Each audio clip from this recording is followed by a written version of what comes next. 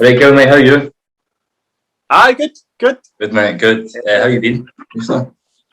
What's that? How you been recently? Aye, all right. Obviously, just like everybody else, waiting for this lockdown to be over so you can get back to some form of normality. But apart from that, I just obviously 2 young kids and that, so they'll keep me busy. Yeah, definitely. Yeah, must be. So yeah, welcome along to NetFix. You are my first guest along the channel. Obviously, you know me from the Dumbarton Football Club. Usually, I interview you with Carsey mainly, but today, I haven't really sat down and talked to you about your own career, but I really want to do that today. So hopefully, we can get along to that.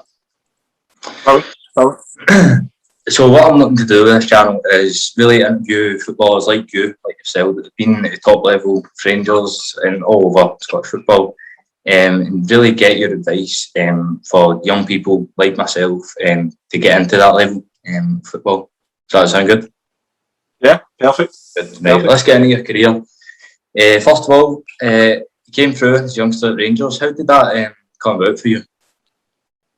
So I started at Cambuslang Football Club. Yeah. Manager there was James Gilmer, so played with them when I was young, and then I got a move to Giffnock. Yep. So I played at Giffnock for maybe 1 or 2 years, and then we played Livingston, a friendly, and I played well. And then it was a guy, George Clark, at that time, asked me if I wanted to come to Livingston. That was sort of the pro youth stage. So I think I was 13, something like that, 13, when I joined Livingston. So for there, played with Livingston, loved it, loved all the boys there. Snodgrass was there at the same time as me actually at Livingston. Yeah. So good being amongst him and watching all these boys and stuff that were obviously an older age group than me. Yeah. And then we ended up playing Rangers down at Murray Park. Was it Murray Park actually? It would have been. And once again, it seemed to always be when there was a sort of chance if I was playing like a sort of bigger, better team that I'd always sort of raise my game for some reason. Yeah. Once again, played Rangers. My old man said to me, "Right, Kel, come on, play well here and stuff like that, and might get a chance to go to Rangers," sort of thing. So I was like, right, okay. So thankfully again, played well. After the game, George Clark came to me and said that he'd been contacted by Rangers to see if I wanted to go there. So obviously straight away I was like, brilliant, let's go. And from then on, just went to Rangers and that was me. But and it was big Drew Todd that took me in. He was a coach at Rangers at the time. So loved playing under him. He was brilliant for me. Brought my game on, even at I was 14, something like that. Yeah, 14. Even at that stage, he knew how to sort of get his point across, and he knew how to speak to you and stuff like that. So that was really, really good for me. And obviously at that point, there was other boys at my age coming through that were really good, like Danny Wilson and all these other boys. So that was really, really good for me. So that was me, and then just sort of worked my way through, worked my way up the sort of age groups and stuff like that. And then when I got to Billy Cutwood took over. Yeah. So I left school in 4th year. Yeah. Mum wasn't too happy about that. She's like, no, you need to stay. But my head was just in football. I just wanted to leave, wanted to go and play. So I ended up sorting everything out and stuff, and then ended up going full time. Me and a few other boys, me, Stephen Forbes, Archie Campbell, Darren Cole, we all sorted it at the same time. Full time. So, and then loved it every minute of it. Brilliant. The facilities and that, but you don't at that time, because you're so young, it's crazy to say, but you sort of take all the facilities you go there for granted a wee bit. Yeah. And it's not until you leave you think back and you think, wow, like that was unbelievable, but the kind of facilities were at my sort of disposal and stuff. But no, get the head down, worked hard. Billy Cutwood became a manager. He was really good for me. So Billy Cucky took me for a while. And then John Brown was the reserve manager at the time. So I got the chance a few times to go up and play reserves with John Brown, being the reserve manager and stuff. So that was a sort of vacation for me, getting managed off him. He was a fiery character, should we say. So, and then that was me, just head down, worked hard, kept on sort of plodding away. And as I said, I'd done a podcast the other week there, and I was saying the same thing. Like, boys used to get called up to go around and train with the first team when you got to like some certain age group, and there'd be every week there would be like sort of 2, 3, 4 boys get chosen to go around and train with the first team. So it just sort of came about that I was sort of doing well at the time, and then I sort of started getting picked to go around more and more often and more frequently. And it all sort of really started when there was a couple of pre-season friendly games for Rangers. Yeah, like how did that really feel? Like getting a few pre-season games in and getting to that level? Oh, amazing! Yeah. Like training with them was one thing. Like you're buzzing. Like the first time you get called up to go down and train with them and that, you're straight after you're phoning everybody. Like I was training with the first team today. Like I was training with Fergie and all that. And so just getting around to go train them, that was a sort of achievement in itself. That was a bit surreal. Training with all these players, sort of, you grew up and you sort of idolised. Do you know what I mean? So actually getting to train with them was amazing. And then it was. Who was playing then? Like any big names or in the pre-season games? Aye. Ferguson. Yep. Who else was there? There was like Davis, all these sort of players. Stephen Naismith. Stephen Whittaker. All these sort of types of players and they were all brand new. Helped me and helped every young boy that came round. They would help them, talk away to them, and give them wee pointers and tell them that sort of wee pointers of what you have to do to sort of keep going. No, just train with the first team. Don't just be happy with that. Like push yourself to sort of catch the manager's eye and stuff like that. So, as I said, bigger games always seem to sort of raise my game somehow. So there was a pre-season game against Kilmarnock, and obviously the sheet up on the wall following the squad that was going to be playing the game, and my name was on it. So I was on the bench for a pre-season game. Do you know what I mean? So I was buzzing. And I got the last 20 odd minutes of that game, and I came on centre mid. Centre mid. It was me and may have been McCulloch. Maybe centre mid. And I was brilliant. I don't do it anymore, but I was breaking forward and stuff, and I hit the post well, and I don't know. I was brilliant that game. And then from then on, it was me, and then just started. That was me, sort of training with the first team all the time, and then obviously against Kilmarnock, I think it was pretty early on in the season. I think it was a month or two into the season. Came on for the last 10 minutes against Kilmarnock. Came on for James Beattie at the time. It was. So I came on for him. So making my debut as well. So it was just everything that happened.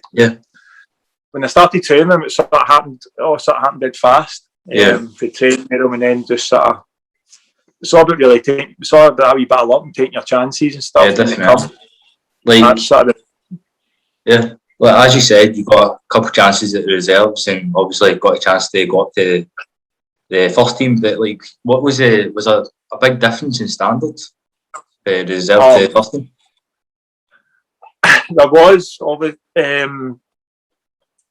just that word standard. Like your standards just have to be raised so much more. So you think you're doing well for the reserves and stuff like that, and or the wee passing drills. But the difference was if you're doing a passing drill in the reserves and you sort of play a loose pass, you're like, oh, it's alright and stuff like that. But obviously round there, like you play a loose pass, like the boys are like straight on you, like, whoa, what you doing?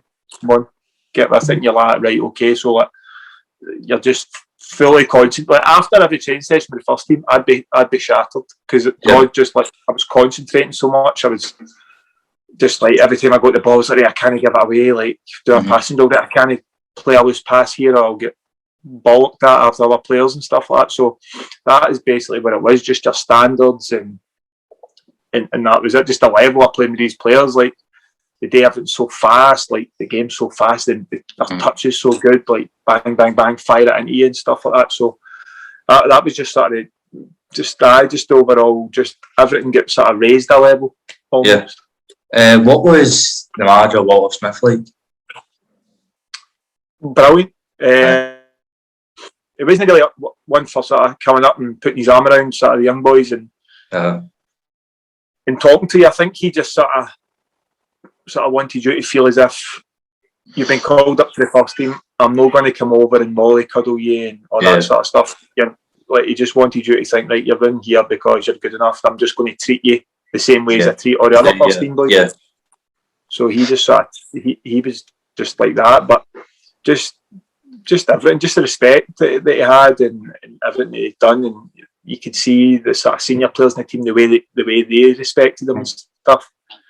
And in games, and like, he wouldn't go into big mad speeches and sort of flood your brain with all these tactics, but if there was something going wrong, for instance, he'd come in at half time, he'd tweak, not a big mad change, he'd tweak a couple of things that you don't think would be like a big difference, but it is. Tweak a couple of things, and then the boys would go in the second half, totally different team. And it was all down to him just started watching the game and tweeting wee things here and there, and then that was it. Do you know what I mean? Yeah. Like, as a young boy, your age, 19 or so, with the first team, did anyone really take you under your wing and help you to that next level? Yeah. Morris Edward, Lee McCulloch, Fergie was brilliant to me. Still speak to Fergie to this day when I see him and stuff. Same with the other boys as well. McCulloch as well. Just sort of the boys that I played centre mid with. Like, even when during the game, they'd talk me through it. Then after the game, they would, like, in training and stuff, they would just give me wee pointers like, you need to go and work on your fast feet a bit more, get your feet moving, because and stuff like that. I was tall and stuff like that, so obviously I didn't have the quickest of feet. So they were like, I had to do fast feet exercises and always stay and work your passing or whatever. All these just pointers like that, and obviously I went down to the third division with McCulloch, so he was a massive help for me as well. Everything. You went on, played for the first team a wee bit with Walter Smith, including big games in the Old Firm League Cup against Celtic as well. He came on when you won that. What were they like, the games you played on? So, what one do you want me to go to first? Or do you want me to talk about them as a whole? Just full on, like Old Firm League Cup. Old Firm games, so... I've played, I can't remember, I think I've played them 4 maybe, 3, 4. They're just a totally different atmosphere to everything that I've played in. Obviously I've played the Champions League for Man U and at Ibrox, and that atmosphere was unbelievable. But just the Old Firm game atmosphere is just unbelievable. It's just different. You can sort of feel it in the, like, the week leading up to the game. The week leading up to the game, you can sort of feel as if, like, this is a massive week. And then the day of the game itself, it's just sort of, you're just saying to yourself, if I get on here or if I get a chance to come on or whatever, then you need to be ready. You need to be ready. You're obviously going to be nervous, but you can't be that nervous when you go on and you're sort of hiding for the ball and you're kidding on you want it, but you don't really want it, sort of thing. So that was just mad. And then a few of the Old Firm games that I played in were a bit crazy. Obviously, I played an Old Firm game that McCoist and Lennon had the sort of set to inside of the pitch and stuff. And we had a couple of men sent off as well in that game. So that was just... It's hard to explain. It's just almost surreal. Just all the emotions and stuff, and you're just trying to cast your mind back to... But I just remember it all just being a sort of surreal occasion. And obviously the Man U thing as well. I didn't even know that, like, boys were saying, "Oh, you're going to start," and I thought, "You're at it." And it all came out that Lafferty broke his thumb coming after the morning of that game and stuff. So I managed to get the nod for Walter. It was just sort of casual as you like for Walter. How do you feel about starting the game? And I was obviously a young boy, like, aye. And then, no thinking for a minute, he was going to start me, and then it was just a case of, right, okay, start, walks away, and I'm just sort of standing there. So I can't even remember that whole build up to the game. All I can remember is just sort of walking into the tunnel and looking across and seeing the likes of Rooney and all them Carrick's goals or them at the other side, and thinking, I'm only used to seeing you in like match of the day and stuff like that, so what's going on here? Must be absolutely buzzing though, playing like those sort of names. Like people dream about, like, no, a lot of folk get to play Champions League against Manchester United at Ibrox in front of 50,000 people. So, as I said, when I got that, I was running away out. As soon as Walter Smith said that, I'm running away out and phoning everybody, telling them. And they're all, you're at the wind up, you're not playing, you're not starting. And I'm telling you, I'm like, tuning in, night, we'll see you starting. I go, no chance, you're at it. So, even in that game, Kenny Miller was up front. It was me and McCall in the middle. I just remember Kenny Miller. I've got to say this a little bit. Kenny Miller just said to me, look, they're going to have a lot of the ball. He says, we're not going to have a lot of the ball here. We're going to be defending. Yeah. He says, first pass, just no more than 5 yards. Just if you get it, look for somebody, look for a blue jersey, 5 yard pass. Yep. And that's what I remember from him. I just took it into every time I did get the ball, that was me. Yard, and I kept it ticking over, and then the second half, I got a wee bit more confident, and I remember I got the ball. I think it was off Whittaker in the middle, so I skipped past Carrick, I think it was, ran, and I thought I was much closer than what I was, but I just sort of crossed the centre circle. The ball was on my left foot, and I've had a shot with my left foot, and my left foot was terrible. And I hit my shot with my left foot and that, and I got a clap to the fans. That when I seen it back after the highlights, I'm going, "What are you doing?" I had the Vice that he was on the left hand side. I had him. I could have slipped him in, and I'm shooting for like 40 yards out of my left foot. But the whole experience, surreal. And then afterwards, I get called to do this sort of drug and alcohol sort of drug test after, and in there, and obviously Carrick's goals. All these guys just sitting there, they were doing it as well, having a few beers and got to talk to them for a bit. So just the whole night dream come true, and couldn't believe it, to be honest. But it's memories I'll take with me for the rest of my life. Definitely. Who was the best player on the park that night for you? The best player that I've played with? No, just on that night, Man United. That night, the best player I played with, it was just a whole workman's-like performance. We Stephen Naismith was good. He was always that good. Just his work rate that night and just getting up and down, and even when he got it, he was always good with the ball. And so I'd say probably Stephen Naismith that night. Even though he gave away the penalty in the last 2 minutes of the game, kicking Raphael in the face. I'd probably say Nazy. Nazy, man. Just obviously a hard worker. Mowing, like the biggest moaner I'm mowing, right? But he was like different level mowing. He was just mowing constantly. Yeah, you can see. You can see on the games, like when I've watched him, all you can see is his wee squeaky voice. His wee squeaky voice. So I'd say Nazy that night was good. Up and down. Kenny Miller as well up front. Done his usual Kenny Miller, just running channels, just being a pest and stuff like that. But I'd say Naismith, Stephen Naismith was really good that night. What about for Man U that night? Who was the best player? Obviously, everybody I would say Scholes that night. Obviously, Scholes amazing. But for me that night, Carrick, just brilliant.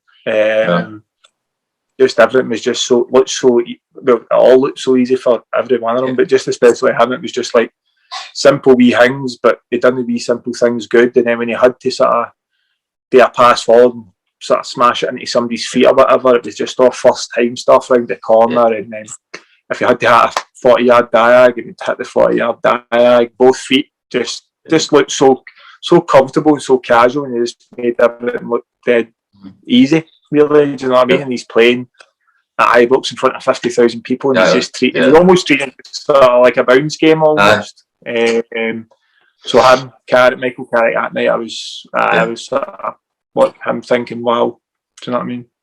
Yeah. So for yourself, like 20 years old, played against Man U in the Champions League, you must have just thought you made it, because Yeah. Nah, well, maybe in my head I always thought I made it, but my dad was always there to sort of bring me back down and just always sort of tell me, no, like, it's good you played against Man U tonight and stuff, that's good and all that, but obviously you want to kick on and go, and you want to play all the time and establish yourself. Yeah. So okay, it does go through your head. You're like, no, I've played for Rangers against Manchester United Champions League here. Like, what's next, sort of thing. And then obviously, as it went, it was always going to be difficult for me to establish myself in that team because the players we had, especially in my position, you couldn't really go into the gaffer and start asking them, "Gaffer, why am I not playing in that?" Because they would just name the players that were in front of me, and I just need to go, all right, that's fine. Do you know what I mean? So there's not much, but you just need to keep working hard, keep focused, because you just never know when your next chance will come. Because obviously, I never thought for 1 minute that I'd be starting a Champions League game, and then that happened. So so just to sort of way it panned out isn't exactly what I wanted. So I'm not getting many starts or any games maybe after that. But that's just the way it goes. One thing I'm interested in as well, obviously playing for a big club like Rangers, earning decent amount of money at such a young age. Was there anyone to really advise you how to spend that money, or when to go out, when to stay in, you know? Yeah, well, my agent at the time was Alan Preston. He sort of guided me with all that financially with stuff. And then it was obviously when I stayed at home, it was always my mum that kept me grounded. But then after a while, me and boy Cal Naismith that I came through with at Rangers at the time, me and him ended up getting a flat together. So that was nearly the ideals, to be honest. And then that all got sort of a wee bit crazy. But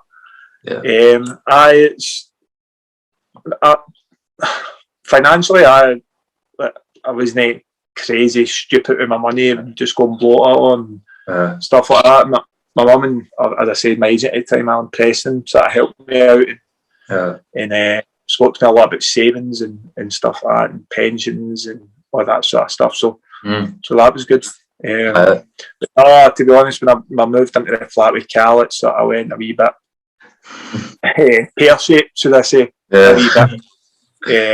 Maybe I did go out when I shouldn't have been going out and stuff like that. But as I said, I was young and stupid, and I'm sure if you speak to other football players, they'll tell you the same. They've done a lot of sort of stupid they shouldn't have done at that time. But it's just about being young. But it's just about obviously trying to learn to do things that I shouldn't have been doing it. I know that now, but obviously I wish I'd known that back then when I was doing the things. Do you know what I mean? But as I said, you can't go through life with regrets. So that's just the way it was, and I enjoyed every minute of it. Do you know what I mean? Enjoyed my whole experience, stuff like that, and all the daft things I've done. I enjoyed that as well. So it's just need pass and parcel on it. Yeah. So during your time at Rangers, you went on loan to Dumbarton and Partick Thistle. So how were those times as well? Brilliant. Well, as I said, after the whole sort of Rangers thing, I had a taste for it, and obviously trained with the first team and playing games and stuff. If I wasn't playing a game at the weekend, or I wasn't involved with the first team, or whatever, if I didn't get on for the first team at the weekend, I'd go and play like a reserve game, keep my fitness up. But at that time, I wanted to go out and sort of play men's football almost and stuff like that. So the Partick Thistle thing came up. My agent asked me if I wanted to go, and I said I was definitely interested, really wanted to go, and it was Jackie McNamara and Simon Donnelly at the time. So went there, loved it. Simon Donnelly especially helped me be a midfielder and stuff like that. He was doing the wee pointers and started playing week in, week out for Partick Thistle, and I absolutely loved it in the Championship. And that was that brought my game on a lot, to be honest. Just playing competitive football week in, week out. So that's one thing I'd say to any sort of young person on football growing up would be try and get out as fast as you can to go and play sort of full professional men's football, and get as many games you can to your belt and get that experience and stuff like that. But no, I think I went there in January, Went there for 6 months, was it? Sure, I can't remember. And I came back to Rangers, and then it was all this sort of craziness at that point with the whole sort of administration was going on. Yeah. And then me and John McMillan ended up going to Dunfermline. Yep.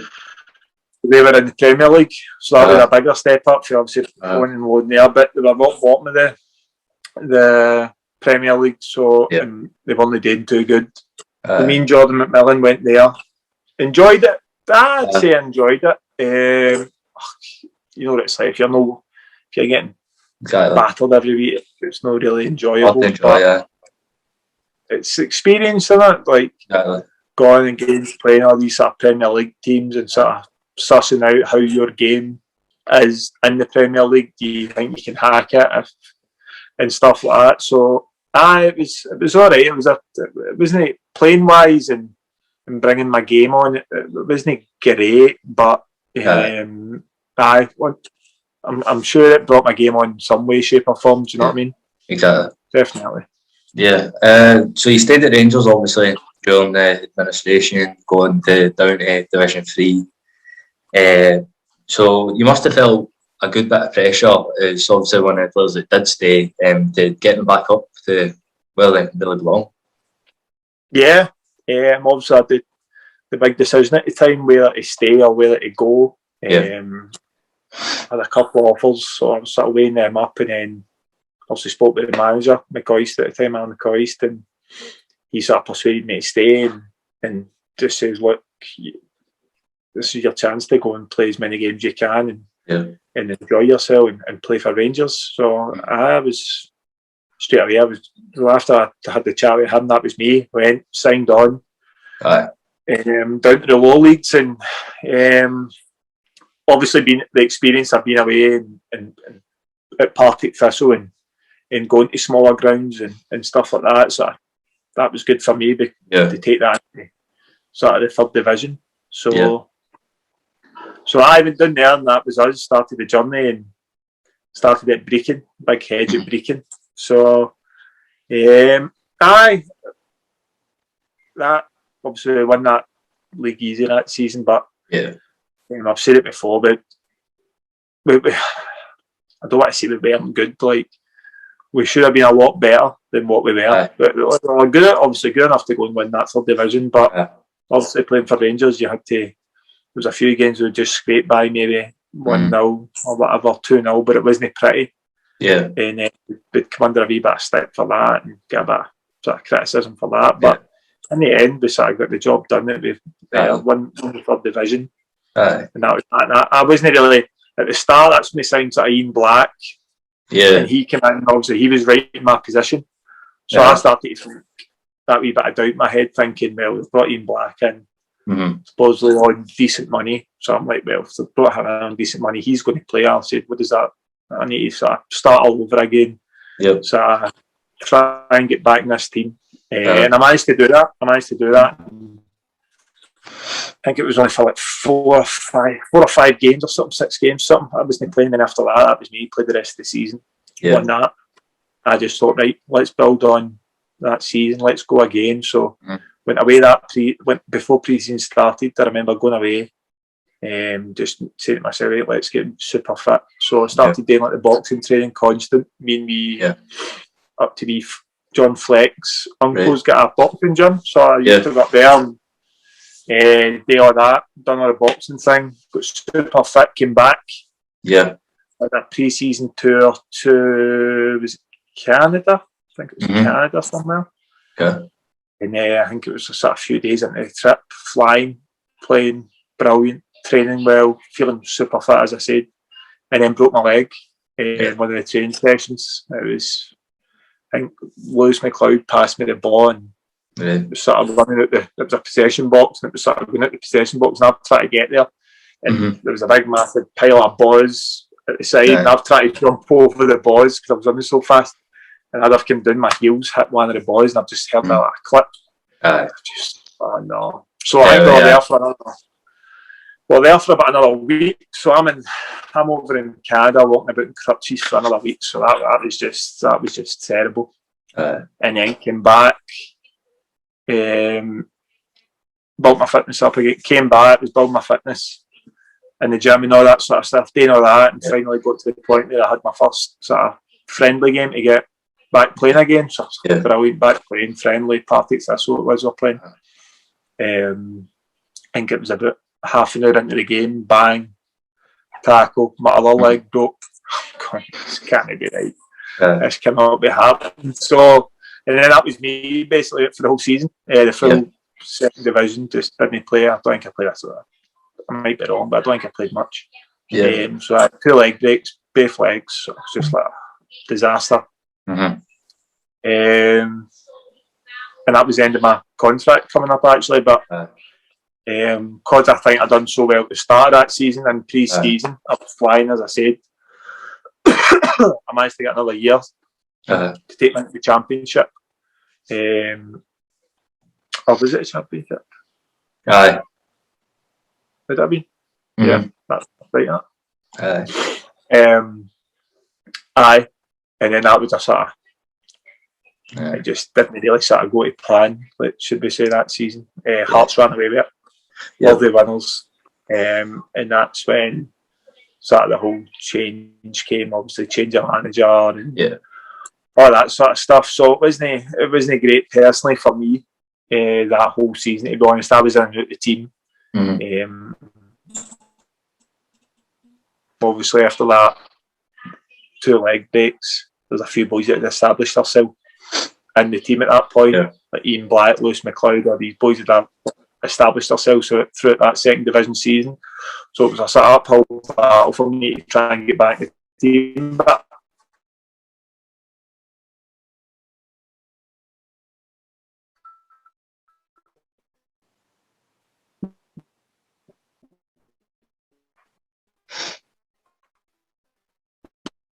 a few games, but as I say, it didn't go well that year for us as a team, the click.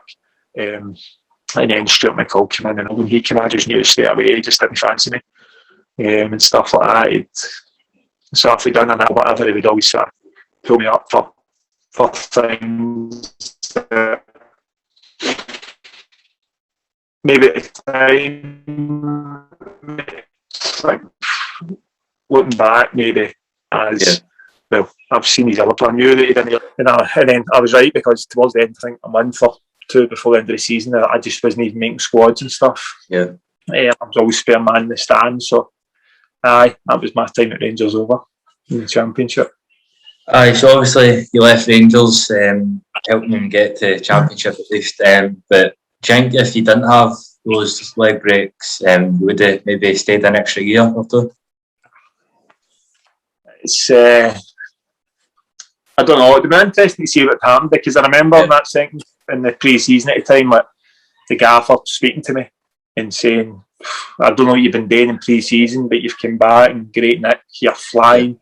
He says, you're going to be, you keep performing like this, you're going to be my midfielder for the whole, the position will be yours. So you don't know what would have happened, but it definitely was one of the sort of low moments and a big regret of mine. I'm saying regret, like, you can't, breaking day to your legs, like, it happens, that's part of football. Looking back now, you just say to yourself, if that didn't happen, so if that didn't happen, what would have happened? But you'll never ever know, so you can't sort of think about that too much. You just sort of need to keep looking forward and keep moving on, do you know what I mean? You played for Queen of the South, St Mirren and Airdrie before. You really settled at Dumbarton. 2017, you stayed for 3 seasons, playing 87 games, and obviously finished your last season with winning Player of the Year.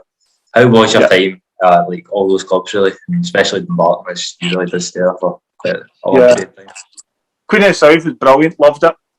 Went there, didn't really have any sort of offers at that time, because I just sort of, obviously the 2 leg breaks, then I didn't play much in the championship at all. So I had a couple of things like Plymouth and stuff like that. One reason all that didn't materialise, so I was sort of went into Queen of the South, my boy Dale Lyle in there, told me to come in, train the game. Ended up going to train. James Phil at the time just said, look, do you want to sign till January? So I signed there till January, What happened there? Signed there till January. Yep. Loved it. Honestly, that is probably Queen of the South. Probably one of the bit apart from Dumbarton. Queen of the South probably the best football that I've played. Week in, week out, where he just wanted us to play football. That suited me, and I was brilliant. That till January, and I was thinking about maybe going elsewhere, but I loved my time so much there that I just signed on again to the end of the season. Played that full season, loved it. At the end of that season for them, I get Player of the Year for Queen of the South, and then St Mirren came in, Alec Ray. So I just thought, right, okay, and he was signing up, but the squad we had at that time, it was like me, Stevie Mallon, Lewis Morgan, big Jason Naismith, big Gary McKenzie. Who else was there? Had a right good team on paper. Shanks ended up coming as Warren Shankman. John Sutton. So I had a right good team. Brilliant on paper, player-wise and stuff. I was thinking, like, well, and when I came in, obviously his aim was to I'm not sure who else won that league at the time, but it was to get to the playoffs, and the aim was to go up anyway through playoffs, whatever. And I'm thinking, looking at the squad, thinking, oh, definitely. But once again, I don't know. We just, as a team, we just didn't click, and we just found ourselves bottom of the league. Confidence, all the boys was just shattered. It was just shocking time. That's probably the one team that I can safely say that I did not enjoy St Mirren one bit. Just boys are brilliant. Me and Big Nazy, Jason Naismith, Gary McKenzie, and boy Rocco Quinn. We still talk about it now. Great boys, man. Still right good pals with them still. But my actual experience at that club was just terrible, man. I just hated it. We're bottom of the league and the confidence was low, and we just needed a wee sort of a spark for anywhere to get the confidence back and start playing again, and it just didn't come. And then Alec Ray got the sack. Jack Boss came in, told me that he wanted to bring Stephen McGinn in as his captain, and there was not going to be much playing time for me. So I thought, fair enough. Couldn't really complain, to be honest, because me, along with all the other boys, we were only good enough. And to be honest, I think I just didn't play well just because I just did not enjoy it at all. I just didn't enjoy it. So I knew a few boys at Airdrie, Ryan Conroy, Ian Russell, Kieran McDonald, all these players, and they said, come to Airdrie, blah, blah, blah. So I just went, right, okay, went there on loan for 6 months. Loved it, brilliant. Same again, played some of my best football there as well as Queen of the South at Airdrie. Matt Wilson was the manager. I know he's not really done well with the teams that he's had, such as Brecon and that, but at that time I thought, manager-wise, it was brilliant. Brilliant for me anyway. Loved it. We got into the playoffs, but we got put out off of Alloa, I think. So we're unlucky that year not to sort of do better in the playoffs. And then that was me. I came at the end of the season. I thought, right, St Mirren said they didn't want me back for a year. I had another year at St Mirren, and it says, look, you're surplus to requirements almost. So negotiated a sort of payoff thing for them and thought, right, what do I want to do now? What am I going to do? So I ended up getting I knew Carsey. I've known Carsey way before Dumbarton. He was speaking to me and thought about getting a job, blah, blah, blah. Why don't you get in I'm in the railway one, try and get in the railways and stuff. So one thing led to another. Next thing I knew, I was on courses for the railway, doing all these different courses. And at the time, he was obviously at Dumbarton with Stevie Aitken. Then Stevie Aitken contacted me and said, do you fancy coming into Dumbarton? And it just sort of worked out well. Me, I just couldn't be bored.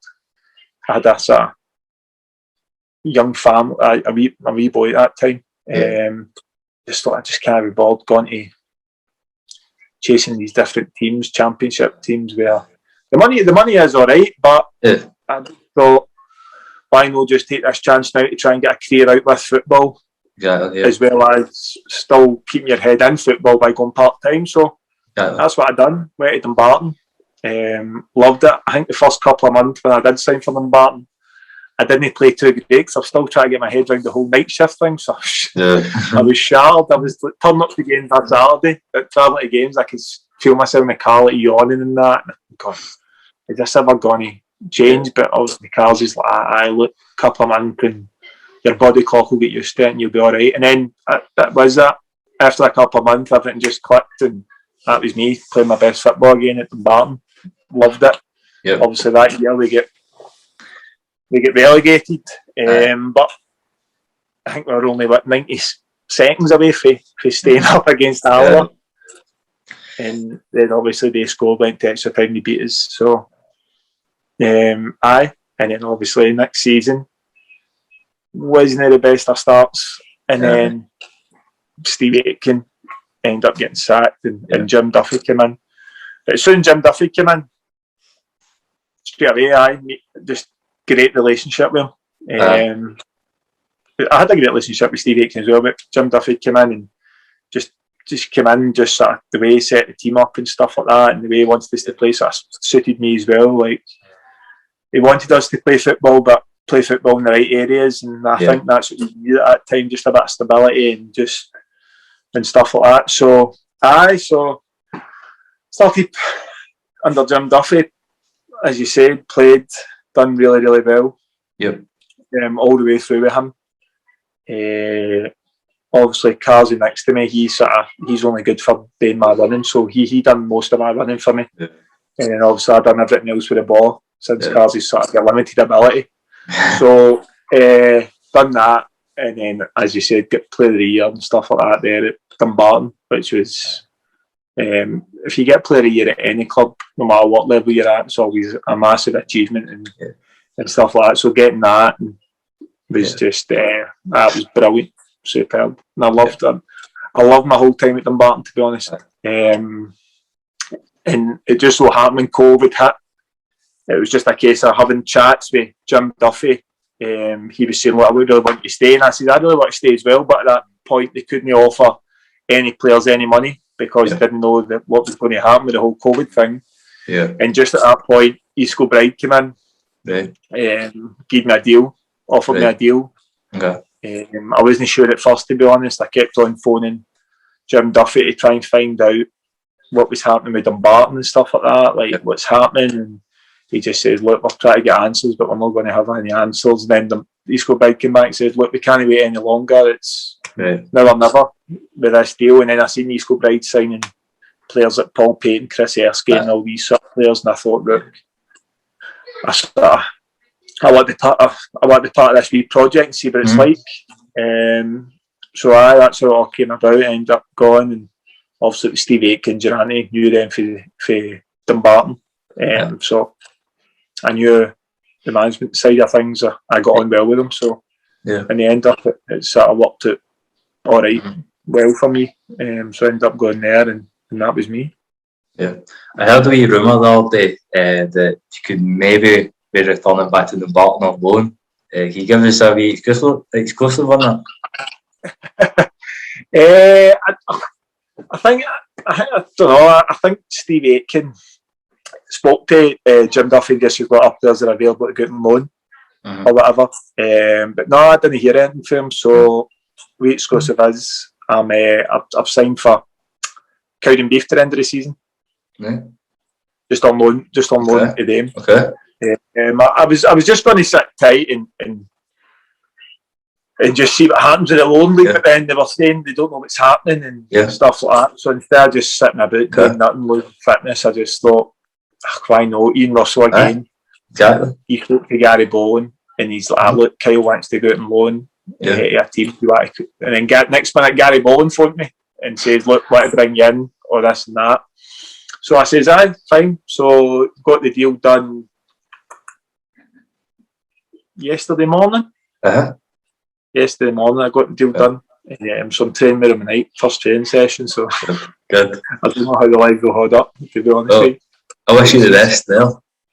I know. Hopefully it'll go well. I know a few of the boys there, such as Ian Russell, Big Craig Barr, who used to be at Dumbarton. Big Mango. So hopefully it does go well, but I don't know, I've not kicked a ball since, what is that, now? December, January time, so I'll need to go back and try and figure out how to play football again, but no, I look forward to getting back into it, and obviously Saturdays again, playing football, so I think we've got 5 games a week or something crazy like that coming up, so the old legs will be feeling it, but you never know what will happen next year. Obviously I'm out of contract with East Kilbride and stuff like that next year, so it's just one of these things in football, you just don't know what's going to come up, but you never know. I might get through Jim Duffy a phone again and just say to him what's happening. I wish all the best to County to get me back in, so you fancy it? I wish all the best to County. Just to finish it up today, obviously you've played at all levels in the Scottish game, so what advice would you give for younger people coming through and hopefully getting to your level? As I said earlier, just head down, work hard, and don't just be happy to be at a big club and just so you can go and say to your pals, I'm at Celtic, I'm at Rangers, blah blah blah, or whatever. If you're not playing, get out there and start playing football, actual competitive football, as quickly and as early as you can, and just rack up as many games as you can, and trust me, that will stand you in good stead. Don't just be happy with being at a big club in the reserves and sort of, do you know what I mean, and just thinking to yourself, oh, I'm the man because I'm at Rangers, Celtic or whatever, and you're not playing. Just get out there and play as much football as you can at an early age, and that will stand you in good stead throughout your career, definitely. Well, to finish off today, I'll give you a wee quiz to finish off with. I'll give you, there's 10 questions, I'll give you 10 seconds to answer each of them. Right, here we go, number 1, right? Which current Premiership club has never won the Scottish Cup or League Cup? Which current Premier League club has what? Has never won the Scottish Cup or League Cup. God, you've got me there. Hamilton Accies. Correct, you got that one right, yep. If that's right. Number 2, how many points did East Kilbride have in the league table? Oh, you're kidding. I'm getting literally no idea. How many games have we played? Can you tell me how many games I've played now? No, but I do know how many points you've got. I'll go for 34. Close enough, 5 points off, 29. 29, right. That's alright, I'll take that. Not bad. Right, number 3. In all competitions, how many games did you play for Rangers? I'll give you the close-up kind of one. 62. I'll give you 64. 64, is it? 64? How much alright? Bad, Which team is nicknamed the Pals? Nicknamed the Pals. Dumbarton? Yep. Number 5. Name Rangers' overall top goal scorer with 355 goals. McCoist? No. McCoist? Aye. I think I kind of gave that one away for you. What did Dumbarton Stadium used to be called? The old Dumbarton Stadium. Oh, the Rock? No. Before that. Oh, before that? Aye, the old one. Not a you want me to... no idea. Bulkhead. Bulkhead? Aye. That's good now. Keep that. Queen of the South are located in which Scottish town? Dumfries? Aye, correct.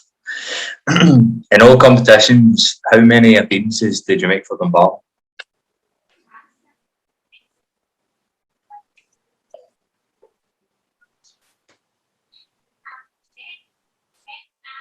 I mentioned it earlier. I know. Mentioned it earlier. 84 was it? No, 87. No. 87. 87. Number 9, penultimate question. What number did John O'Shea wear for Man United in the Champions League? Oh God, man. I can't even remember because I just flung it straight to my dad after the game. Dad, take that. That's shocking. I don't even know, man. What is John?